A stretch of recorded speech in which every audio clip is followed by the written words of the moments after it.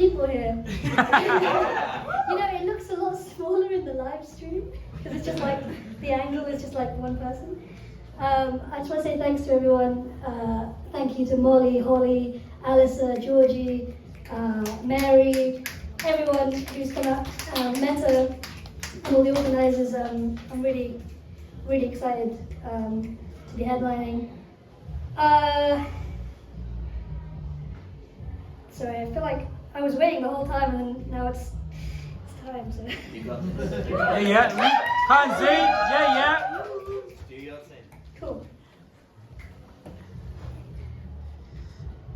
Okay, so this is about like when you haven't been writing for a while, when you've been feeling stuck in a rut and you just want to get out of it and you want to start writing, you want to start doing that. I did this thing in April 2020 where I wrote a poem every day. So this was day one. Day one, I must take the plunge, dive deep into the desolate wasteland of my imagination and dig up roots of buried inspiration, ideas, passions, life's joys not yet forgotten. I must forage for them. Scour sacred, soulless soil, find beauty in that which is bleak, pour life into that which is deceased, thrust shovel and shivering nerves into the dirt, stab the earth, remove worry and demolish doubt, dig up roots of buried inspiration, stirring, sterile, substance of past subconscious visions, not yet forgotten, perishing with the tide, with mind's land empty and rotten, ravaged by a storm so powerful that where once was life, now lies barren earth. Pen at my fingertips, ink will run from restless, stirring thoughts, irrigating the page, channeling the remnants of passion left within this sinking vessel. Watering can in hand, we will bring fruit and flower to this weakening mind, restore sap and seed, allow fear and hurt to recede, let the sun's rays erode mountains of doubt which feed and fester and consume all light in its path. We will pour life into every crack and crevice of mind's cave, fill up every pore with streams of flowing thought, make rich your mind once poor, empty of contents, muted, stifled and shaking at its core, awake giants in slumber, your old friends, endless energy and excitement for this world, where lifeless, arid landscape of your mind exists, we will free oceans of pure colour. Let them fill the dark trenches which have emerged, dig up roots of buried inspiration, begin the churning of mind's imagination, thrust shovel and shivering nerves into the dirt, and trust that your thirst for life will re-emerge.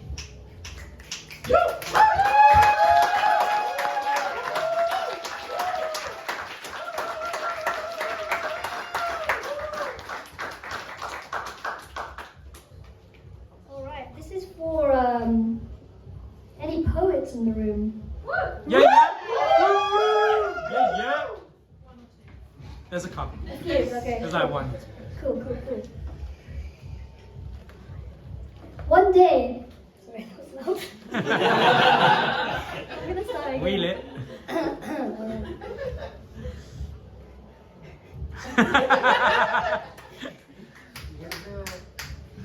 Actually, this is dedicated to Georgie. Hey. No one knows who that is. Nah. One day, she did not feel the drive to write. But having already set her soul to a task, she knew she must compose words and images within the limited breadth of this landscape page. She challenged body and mind to think up a rhyme that would satisfy her poem a day. Away from shortcuts she must stay, and to the forefathers of poetry she must pay homage. I fucked that word up. Oh shit, homage. I kept Googling it and being like, how is this word pronounced? And I still, anyway. Okay, I'm gonna start again. Yeah. I was trying so hard to pronounce it right. One day she did not feel the drive to write. But having already set her soul to a task, she knew that she must compose words and images within the limited breadth of her landscape page. She challenged body and mind to think up a rhyme that would satisfy her poem a day. Away from shortcuts she must stay, and to the forefathers of poetry she must pay homage. To the greats, to the classics, to the contemporary poets she met in bars and underground caves where poetry was kept alive by dim candlelight. She thought only of the beats, whose lifestyle and legacy she was bound to repeat. She thought of their carefree spirits, their zeal for life in all its diversity, in reaching and surpassing limit, in living life and writing its word, in being present and absurd, in visiting jazz clubs at dawn and allowing depth of imagination to spawn new rhythm, new rhyme, new rules to counter the tradition, scribbling sacred sonnets in the sobering sunset light, tapping keys on lonely typewriter by the dull glow of moonlight, sporting curls and hipster style, reworking memory into prose and smiles upon smiles, getting the script right, first thought, best thought, no revision, no edit to man's visceral verse, no rehearsal, no proofread page, just raw, untouched text. The craft is unkempt, unmodified and spiritual. Safe from refinement, it is mystical. We breathe new vision into scrunched up ink. We make masterpiece from the fleeting thoughts that you think. First thought, best thought. Onward and along downtrodden path you will sink. Keep afloat best moments to add flame to barren ink.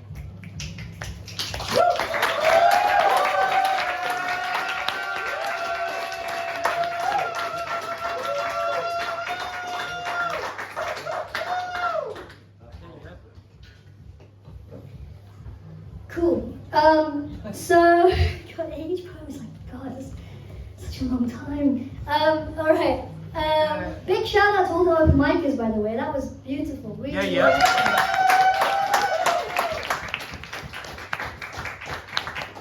I was open micer just yesterday, and now I'm a headliner. What? It's like. Yeah. All right. This goes out to anyone who's struggled with mental health. I'm a big fan of mental health. Yeah, so anyone who's had any sort of manic episodes, depressive episodes, anything of that range, this one's for you guys. So if someone told you to open up your mind, I wonder just what we'd find. If all our musings and our memories were spread out onto a page, if all our hidden... Wheel it back. Wheel it.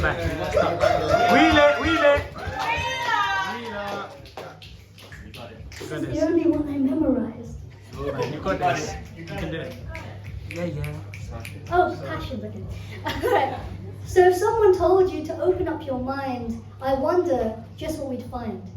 If all our musings and our memories were spread out onto a page, if all our inner passions and our fears were free from their cage, if all the hidden darkness,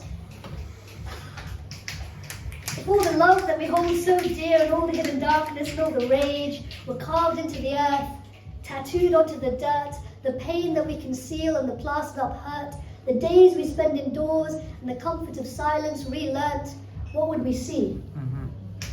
I see a cyclical pattern of peaks and troughs, like energy and happiness is switched on and off, tampered with and thrown onto the rocks, hit by the crashing tide or the gentle breeze so soft, the nature of my mood, wired into a box, the voltage too high, the surge of panic attacks and shock, the suddenness with which my mania strikes, like a lightning bolt focused on me from the sky, like my whole life as a child, playing Operation, but they keep buzzing all the metal bits on purpose. Sirens sound in my head, the anxiety rises, I can feel it in my legs, the rush of power, feeling so inspired, I can feel it in my chest. It makes me think I need to run, I need to go, I need to do something. Anything. But all that does outwardly is lead to conversations going at 100 miles per hour. I'm bouncing off the walls, standing on chairs in cafes tall, phone call after phone call, an urgency to do things, feeling constantly on edge, signing up to a million different societies at university, taking a charity pledge, the toxic state of conversation with my parents, everything leading to an explosive argument and tears wept. Truly it feels like highs and lows, but both episodes are dark times plagued with an itching to roam. Depression calls its listeners to disappear, fading into nothingness, matching their capabilities and sense of worth, while manic episodes demand that we inherit the earth, an energy unlike anything else is birthed, that we seize every opportunity without thinking it through first. But this fleeting high gives way to an unstable path of recklessness and panic. In hopeless anticipation, I wait for that inevitable surge, the natural caffeinated kick in my brain, telling me that home time has come early again. But the part about it all which hurt the most was that no one else was seeing what I was seeing. With rose-tinted glasses and an unending feel of hope, over-inspired and unable to cope, reality hit like a knife in the back, reminding me of the sense of calm that I lacked. So I pressed pause on my degree and sought to fix up for a year. It's been a few years now, I'm back on my feet, the clutter in my mind is finally clear. I can take a step back from it all in the corner as an observer and say that there is a calm after the passing of the storm and a day when it will all be over. But when you're in the belly of the beast, anxiety closing in from every direction, it can be so easy to let hope cease. Or ride it out until you're standing on that shore and the crashing tides no longer bother you anymore. So if someone told you to open up your mind, I wonder just what you'd find. Let the calming sight of the setting sun guide you home, and may you find peace within your bones. These throbbing pulses within our veins remind us that we are human and the vastness of the emotion which we contain. Thank you.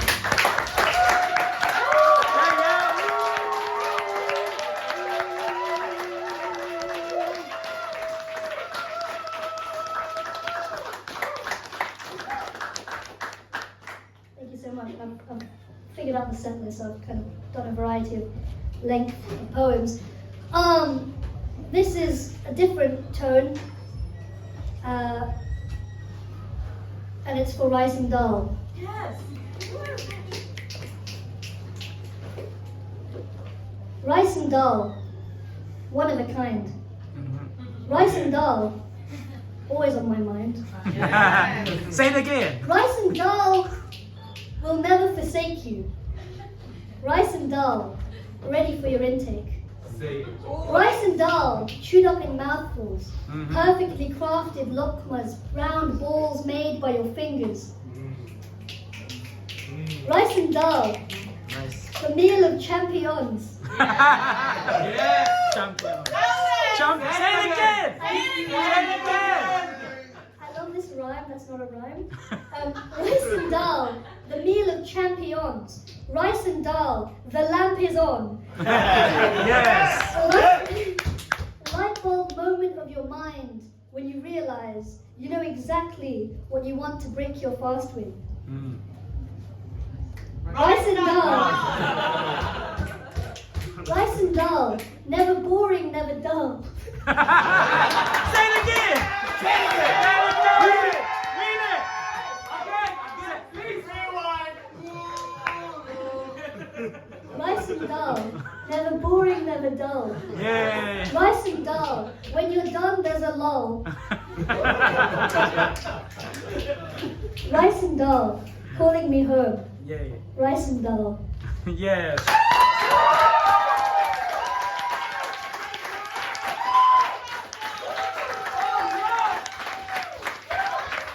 Rice and dal.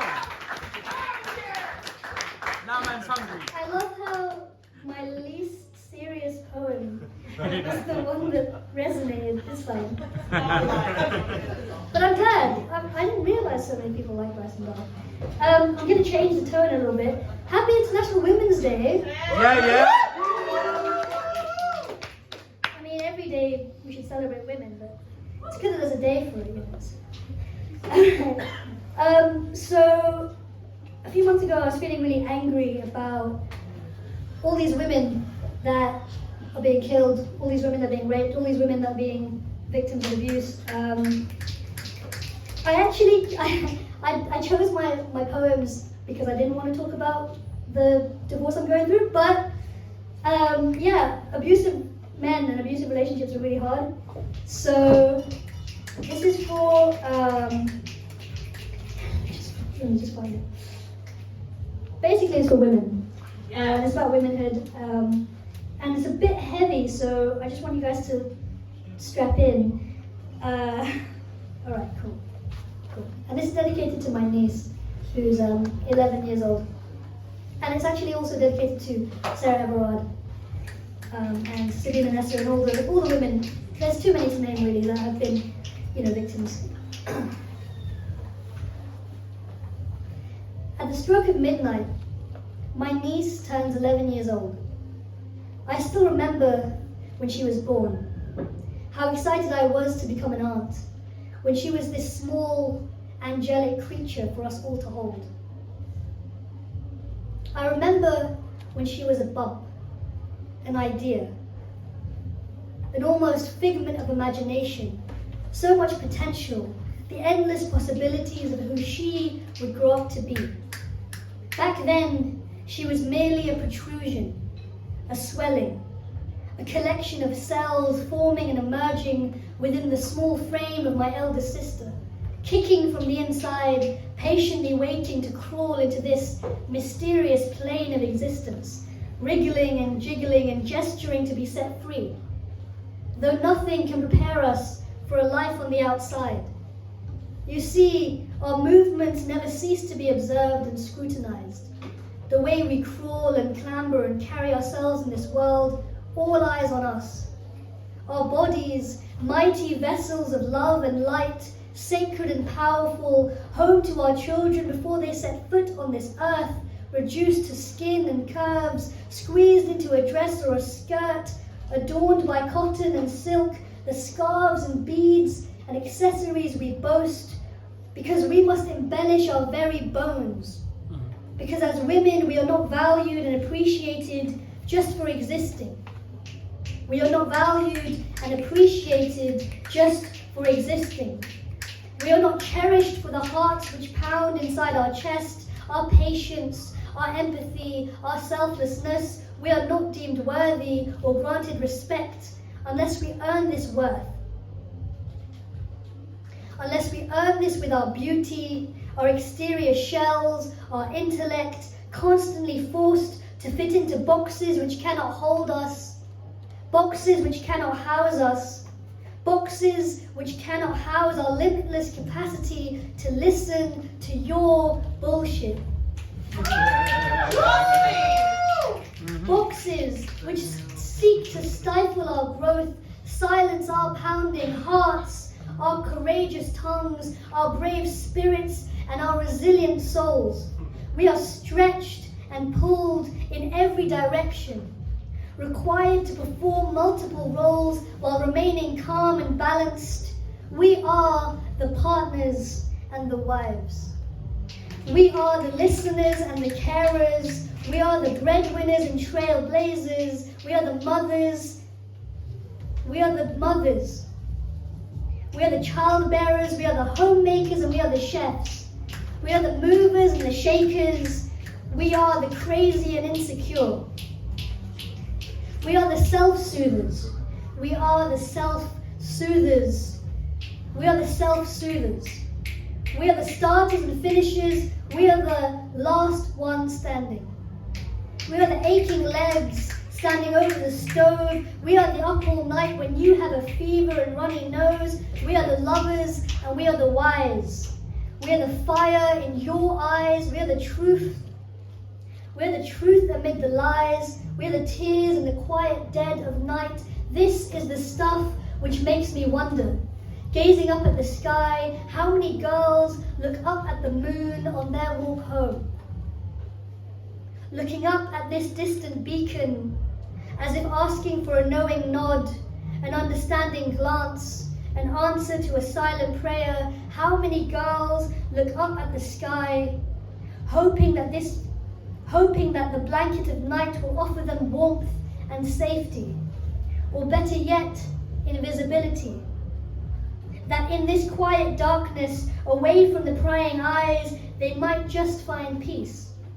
Away from the male gaze, away from uncomfortable stares, away from unwanted grabs, away from catcalls and unwelcome advances, away from unsolicited advice and even more unsolicited images, away from the profane and perverted, that which seeks to patronize and that which seeks to objectify, away from the prying eyes, away from being scrutinized, away from analysis and judgment, away from undesired attention, away from danger and risk. But this is not the society in which we exist. In this cruel plane of existence, in the quiet darkness, the girl walking home is exposed. She is much too visible by virtue of being a woman. She is a target and she is a victim. And as she looks up to the moon in silent prayer, she herself is prey. For the wicked and the corrupt, and at the stroke of midnight, perhaps she is born again. A new being, now stained by the cruelty of this world, forever changed. Stripped of her innocence, robbed of her dignity, glancing up at the sky with fresh vision, a harsh, stinging knowing. Paying a gentle nod to the moon, the reality of this life illuminates her path home. That there is no such thing as safety. That we walk this earth to be observed. That we are stretched and pulled and squeezed and swept under the carpet, and our truths, our inner aching, our passions, our fears, our feelings must all be packaged and performed, with no guarantee that they will be acknowledged or listened to. This existence is thankless and unforgiving. And I fear for the future of this world. I am terrified of the earth we leave behind for young women to inherit. I worry for girls born into this plane, into this realm, into this world. I fear for my niece, slowly entering into adulthood. I fear for her safety. I fear for her voice being silenced. I fear for her future, the reality she must accept, the trials and tribulations, the roadblocks in her journey. I fear for her voice being silenced, the high likelihood that she will face violence. For I know too well that abuse has many faces. Physical, sexual, emotional, psychological. I pray that she is granted peace on her journey home. I pray that she is granted peace on her journey. As she crawls and clambers and climbs the many walls that life will throw at her, I pray that in the quiet darkness she finds peace. And for all those who have been claimed too soon, in that quiet darkness, I pray that you find peace. Thank you.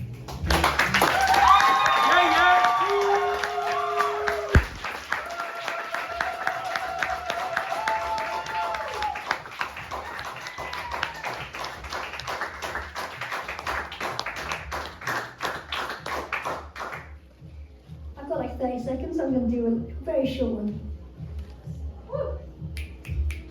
Yeah. Yeah. A few nights ago I had a seizure. A vision went black, collapsed, mind lost to the ether. Captured and conquered like Rome was to Caesar. Anxiety marching on my brain, overrun by demons, they seized her. Battling with low mood, it did not leave her. Left with the knowledge that life has deceived her. Rock or a hard place, she won't settle for either. Because she deserves more than a man who will mistreat her. Because she deserves more than a man who will mistreat her. Her loyalty unending, she is a kind and loving creature. But that does not mean she needs to sink any deeper. Thank you so much, everyone.